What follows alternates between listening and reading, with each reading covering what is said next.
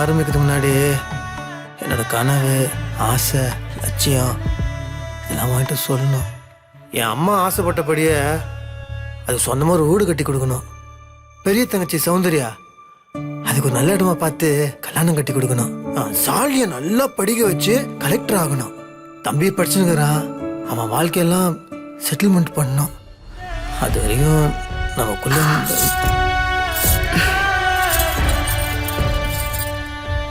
நம்ம எல்லாத்தையும் ஒன்னா பாத்துக்கலாம். யாருமா வீட்ல கூப்பிடுற காதுல வெளியா வெளில வாமா வாமான்ற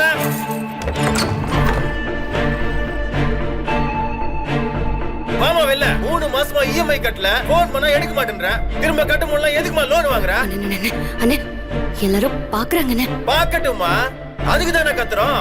இன்னைக்கு மொத்த பணமும் வாங்காம இங்க இருந்து போறது இல்ல. அண்ணே 2 நாளா பணத்தை கொடுத்துட்டு நான் அந்த நகையை திரும்ப வாங்கிக்கிறேன். தயவு செஞ்சு வாங்கிக்கோங்க ப்ளீஸ். யோ வாங்கிடுவாயா குடுமா வா. இப்படி எல்லாம் கேட்டதா உங்கள்கிட்ட பணம் வரும்ல. சந்தோஷமா இருந்த குடும்பம்டி நீ வந்ததுக்கு அப்புறம்.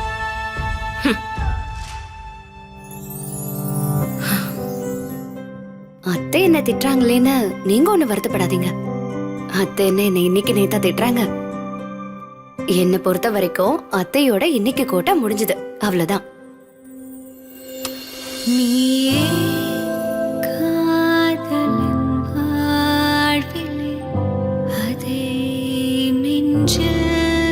ஆசையை மட்டும் பகிர்ந்துக்கிறது காதல் இல்ல, கடமையை பகிர்ந்துக்கிறதும் காதல் தான்.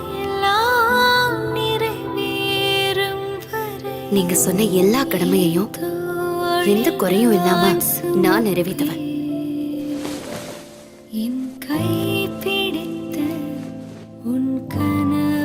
இரு கை பாரம் ஒரு கை தாங்குமா? தனம் விரைவில் உங்கள் விஜயில்.